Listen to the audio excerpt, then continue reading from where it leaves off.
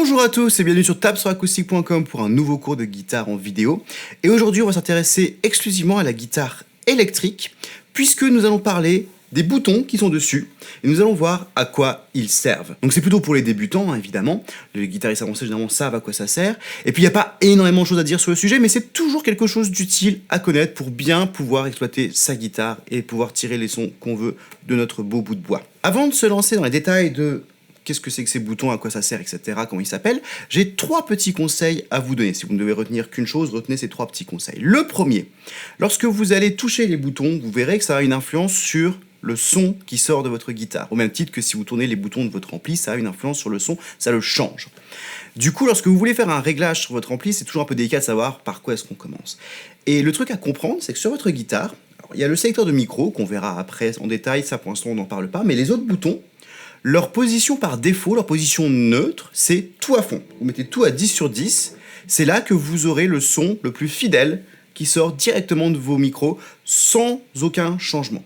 Dès l'instant où vous commencez à tourner un peu ces boutons de volume ou de tonalité, vous allez modifier le son qui sort de vos micros. Donc c'est toujours une bonne idée de partir sur le son le plus neutre possible, tout à fond. Et après, s'il y a besoin d'ajuster un petit peu les boutons, comme on le verra dans la suite de cette vidéo. Deuxième petit conseil, c'est une bonne pratique à avoir lorsque vous jouez avec de la distorsion, mais aussi en son clair, c'est utile, c'est de toujours mettre le volume à 0 lorsque vous ne jouez pas. Vous remarquerez dans les vidéos que je le fais tout le temps, moi. Quand je suis en train de vous montrer un truc, je mets le volume à fond, ou au niveau qu'il faut. Mon truc, et après, je coupe toujours le volume. Parce que si vous laissez le volume, voilà, vous entendez, ça fait du bruit. Dès qu'on touche un peu la guitare, ça fait du bruit. Pour peu qu'il y ait un peu une grosse distorsion, ça peut vite partir en larcène et c'est très désagréable pour les gens qui sont autour de vous, pour vous-même, ça fatigue les oreilles. Même en son clair, c'est un bon réflexe à avoir de toujours couper le truc. Ça évite en plus que si vous posez la guitare et qu'il y a le chat qui vient jouer avec, ça va pas faire un boucan partout. Troisième petit conseil, n'hésitez pas à aller expérimenter avec ces boutons. Vous n'êtes pas obligé de regarder cette vidéo, moi je vais vous expliquer 2-3 choses sur à quoi ça sert, comment ça s'appelle, comment ça marche, etc. Mais si vous voulez, vous pouvez tout simplement prendre votre guitare, vous brancher, et puis tourner les boutons au hasard. N'ayez pas peur, vous n'allez rien casser du tout, hein, vous n'allez pas cramer l'ampli ou quoi que ce soit, non, vous allez juste expérimenter, et donc vous allez vous rendre compte par vous-même de l'impact sur le son qu'auront ces différents contrôles. Voilà. Donc si vous voulez, vous pouvez le faire, sinon, si vous avez des questions après l'avoir fait, ou si vous n'avez pas envie d'expérimenter par vous-même, on va voir les détails de comment ça marche dans cette vidéo. Et pour commencer, on va s'intéresser au sélecteur de micro. C'est ce switch qui est là. Alors le sélecteur de micro, il a un impact sur quel micro va être utilisé pour sortir du son. C'est-à-dire que si je suis dans cette position-là, moi par exemple sur ma guitare, c'est le micro-là qui est actif et qui va faire le son là. Si au contraire je vais dans cette position, c'est ce micro-là qui devient actif et qui fait un son un peu différent. Donc ça c'est important parce que les différents micros vont avoir des sons différents. Ils vont être plus ou moins adaptés pour certaines choses. Et c'est pas que dû au fait que les micros sont différents, hein, parce que le placement change aussi. C'est-à-dire que si j'avais le même micro ici et là, j'aurais pas le même son entre ces deux micros. D'où l'utilité d'avoir un sélecteur de micro qui nous permet de choisir différentes configurations de micros.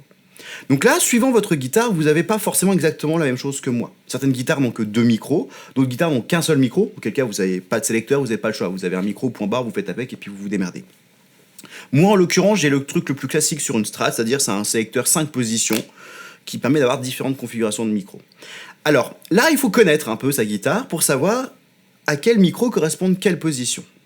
Pour ça, vous pouvez regarder dans la notice, des fois c'est indiqué sur le site constructeur, vous pouvez simplement le savoir parce qu'on vous l'a dit. Mais si jamais vous avez un doute, je vais vous montrer une petite astuce pour savoir à quelle position correspondent quels micros. Pour ça, vous allez juste avoir besoin d'un outil ultra spécialisé, un truc en métal. Moi, j'ai pris une pince à épiler. Voilà. Vous pouvez prendre un tournevis, un couteau, un stylo, tout ce que vous voulez tant que c'est du métal. Voilà ce que vous allez faire. Vous allez brancher votre guitare sur votre ampli. N'hésitez pas à mettre de la distorsion, ça sera plus facile pour entendre les résultats de l'expérimentation là. Et n'hésitez pas à mettre le volume un peu plus fort que d'habitude, hein. Vous verrez que c'est pratique. Ensuite, vous allez mettre le volume de la guitare à fond, tout à fond, voilà. Et vous allez prendre une position de micro au hasard. Donc moi je vais commencer par celle-ci. Et ce que vous allez faire, c'est qu'avec votre truc en métal, vous allez toucher les plots ou les rails des micros, c'est-à-dire les petits bouts en métaux qui sont sur vos micros. Donc regardez ce qui se passe si je touche le micro là, avec mon truc en métal. Rien. Il y a un minuscule bruit dans l'ampli, mais rien. Le micro là, même chose, un tout petit bruit, mais pas grand-chose. Et qu'est-ce qui se passe quand je touche le micro là? Là, on a un gros bruit, voilà. Vous allez tripoter l'épaule de votre micro avec un truc en métal.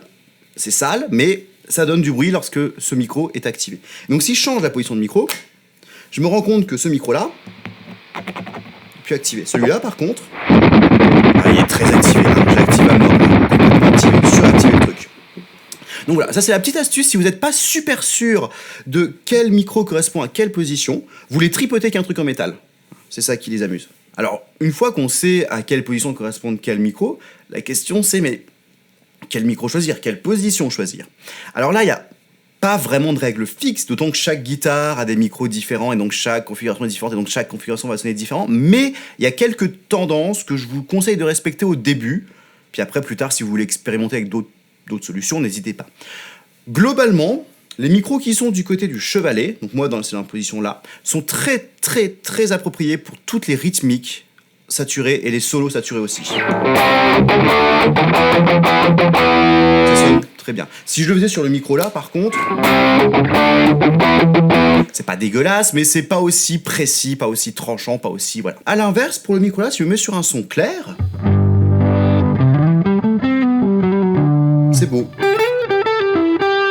Il est parfaitement à l'aise. Mais par contre, le micro là, sur un son clair, il va sonner un peu, voilà, un peu étriqué, un peu claquant. Voilà. C'est cool pour la country. Mais ça reste assez limité en termes de possibilités. Donc ça, c'est vraiment des tendances. Hein. Vous avez tout à fait le droit de faire des rythmiques rock avec le micro là, faire du son clair avec le micro là. Voilà. Mais c'est globalement comme ça que ça sonne. Ça sonnait assez claquant, assez sec. Donc c'est plutôt bien pour les rythmiques saturées. Ça va sonner beaucoup plus rond, beaucoup plus grave, beaucoup plus chaleureux. À vous de voir après où est-ce que vous vous placez lorsque vous voulez jouer. Ça va dépendre aussi du réglage de votre ampli, du type de micro que vous avez, de ce que vous aimez jouer et écouter, etc. etc. Donc c'est plus un petit point de départ. Après, c'est à vous d'ajuster suivant vos préférences. Il reste un dernier point à aborder lorsque l'on parle du sélecteur de micro. C'est qu'il existe sur certaines guitares des micros qu'on appelle des micros splittables. Ce sont des micros doubles, ce qu'on appelle les humbuckers aussi, que l'on peut transformer en micros single coil. Donc ça ajoute encore plus de possibilités sonores en termes de sélection. Et généralement, pour splitter un micro, ça ne se situe pas au niveau du sélecteur de micro en lui-même, mais au niveau d'un des boutons de tonalité que l'on va pouvoir tirer, ce qu'on appelle un push-pull, pour pouvoir enclencher ou désenclencher le split. Moi, j'en ai pas de micro splittable, donc je ne peux pas vous le montrer. Moi, si je tire sur un bouton, ça enlève le capuchon. C'est tout. Voilà.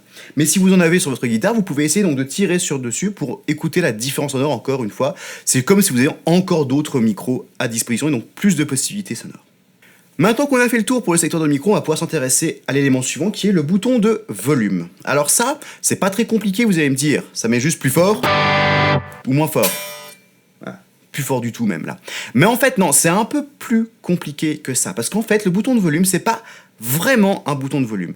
C'est beaucoup plus proche d'un bouton de gain. Si vous avez un ampli ou une pédale de distorsion avec un bouton de gain qui vous permet de changer le niveau de distorsion, vous pouvez passer d'un niveau avec beaucoup de saturation à un truc avec beaucoup moins de saturation. Et c'est exactement ce que je peux faire avec mon bouton de volume là. Je peux augmenter la distorsion ou la baisser. Je ne vais pas rentrer dans les détails électroniques de pourquoi ça marche comme ça, mais il faut le considérer comme un bouton de gain. Et vous entendez bien d'ailleurs que là, je suis à 10 par exemple. Je suis à un certain niveau de distorsion et à un certain volume sonore. Si je me mets à 7, 6, et demi, j'ai quasiment plus de distorsion, mais j'ai quasiment le même niveau sonore.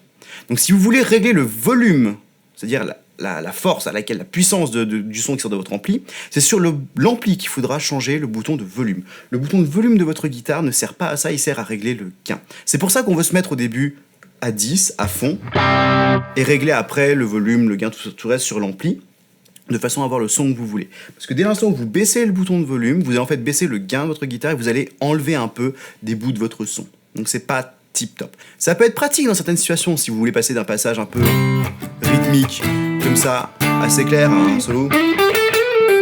Vous avez juste besoin de tourner un peu le bouton de volume.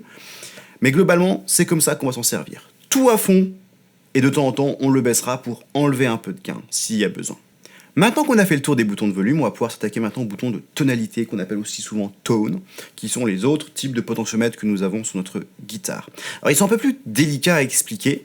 Le principe, c'est que d'un point de vue électronique, ce qu'on appelle des filtres passe-bas. ou des filtres coupe-eau, suivant comment vous voulez l'appeler. C'est une question de verre à moitié vide, verre à moitié plein, on s'en fout un peu.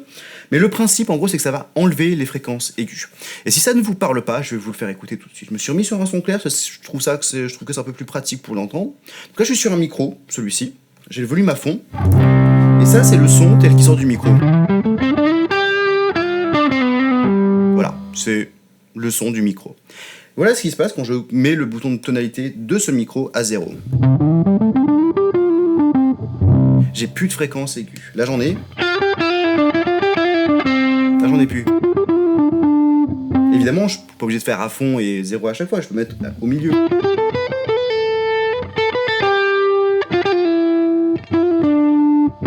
Et avoir différents niveaux d'enlevage de fréquences aiguës. Donc ça a un impact direct sur le son, et encore une fois, quand il est tout à fond, il est neutre, il touche à rien, il enlève rien, il rajoute rien. C'est pour ça qu'il faut toujours le mettre à fond au début pour avoir le son qui sort de votre micro, tel qu'il est censé sortir du micro. Vous remarquerez, moi, que j'ai deux boutons de tonalité. J'en ai un qui est pour ce micro-là, et un qui est pour ce micro-là. Donc là, c'est cette position-là pour le micro ici. Donc là, j'ai le bouton de tonalité à fond, et j'ai le son de ce micro, tel qu'il sort du micro. Mais je peux couper les aigus. Si je veux, je peux couper encore.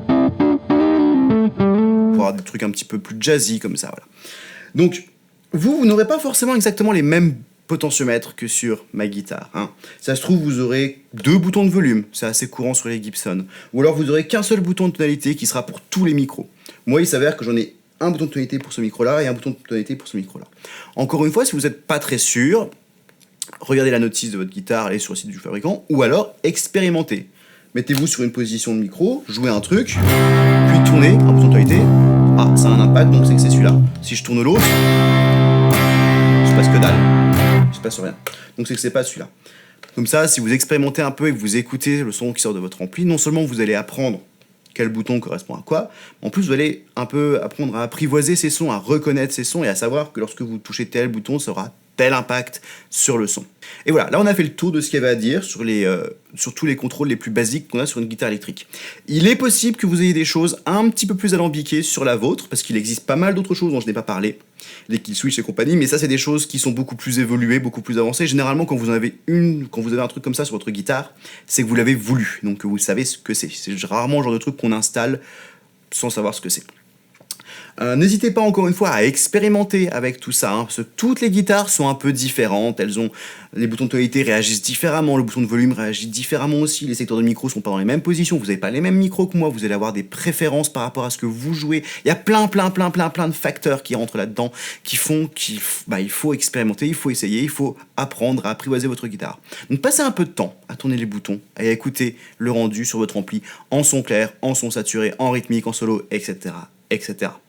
Et moi je vais vous laisser là, hein, donc si vous avez aimé cette vidéo, n'hésitez pas à commenter, à partager, à liker et compagnie. Et puis comme d'habitude, vous pouvez aussi toujours nous retrouver sur facebook.com/t4guitare ou sur twitter.com/tabsuracoustique.